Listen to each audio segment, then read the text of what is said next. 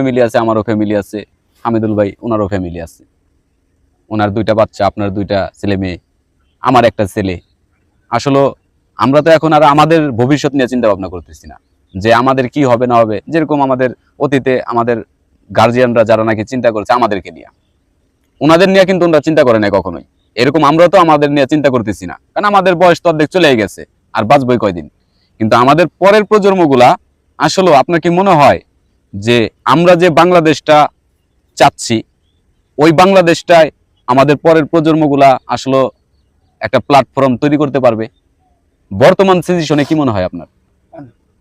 আগামীর যে বাংলাদেশ, সমৃদ্ধ গণতান্ত্রিক বাংলাদেশ গড়ে তোলার যে উদ্যোগ নিচ্ছে আমাদের তরুণ প্রজন্মকে আমরা তাদেরকে সাহায্য করতে হবে এবং তাদের সাথে থাকতে হবে। না হলে তোমার বাপে যে দিন মজুর আছে, বছরে 500 টাকার কামলা দিছে, এখন ওটি আইছে